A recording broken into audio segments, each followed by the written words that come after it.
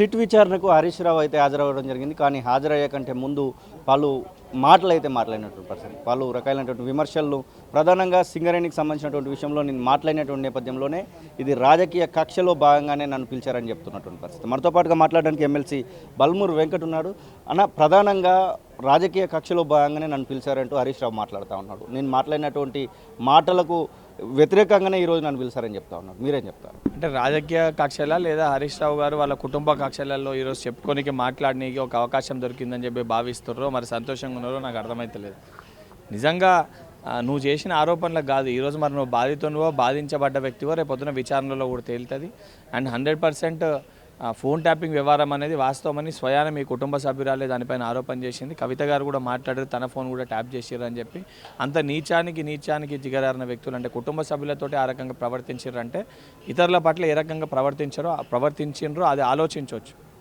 దానిపైన కూడా ఎంక్వైరీ జరుగుతుంది.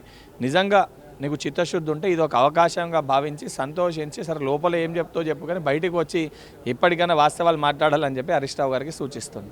ఇప్పటి వరకు చాలా వరకు మీరు 2 ఏళ్లలో చేసినటువంటి వాటిలో ఇటు కాళేశ్వరం కమిషన్, ఇటు విద్యుత్కు సంబంధించి విద్యుత్ కమిషన్, ఈ కాంగ్రెస్ సంబంధించి ఒకటి ఇట్లా చేస్తూ వస్తున్నారు. కానీ ఇప్పటి వరకు ఏది కొలికి తీసుకురావట్లేదు. కాంగ్రెస్ పార్టీ ఆ చిత్తశుద్ధితో లేదనేటువంటి మాటలు మాట్లాడుతూ ఉన్నారు రాజకీయ విశ్లేషకులు. అసలు నిజంగానే కాంగ్రెస్ పార్టీ చిత్తశుద్ధి ఉందనుకోవచ్చా? దేనికన్నా కూడా సరే విశ్లేషించడానికి ఏదన్నా విశ్లేషించవచ్చు సీనన్న. కాకపోతే వాస్తవానికి మా ఫస్ట్ ప్రయారిటీ తెలంగాణ రాష్ట్ర అభివృద్ధి, అదేవిధంగా ప్రజలకు ఇచ్చిన సంక్షేమ పథకాలు. At the same time Telangana రాష్ట్ర సొమ్మును ఎవరైతే దోచుకున్నారో వాళ్ళని శిక్షించాల్సిన బాధ్యత కూడా ఉంది. అది కూడా మాదొక గ్యారంటీ.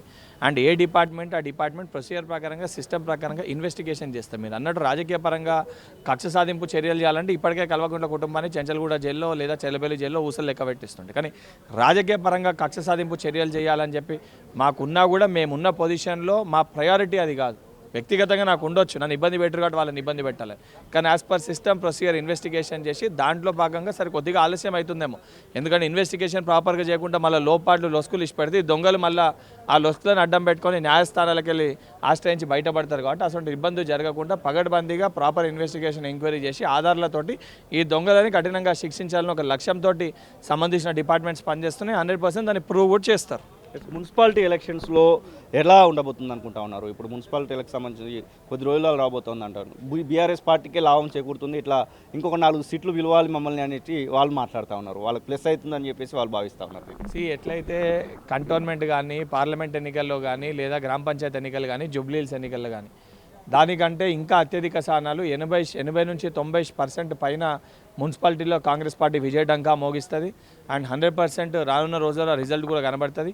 ఇవన్నిటిని జీర్ణించుకోలేక తట్టుకోలేక ఏదో ఒక రాజకీయ పరంగా వాళ్ళ ఎగ్జిస్టెన్స్ కోసము వీళ్ళిద్దరు బావబామ్మడుదులు ఒకరిపైన ఒకరు పోటీ పడుతూ ఈ షో ఆఫ్ రాజకీయాలు చేస్తారు తప్ప దీనితోటి ప్రజలు ఎవరు కూడా వీళ్ళిద్దరిని నమ్మే పరిస్థితి లేదు. ముఖ్యంగా ఆ పార్టీని కూడా నమ్మే పరిస్థితి లేదు.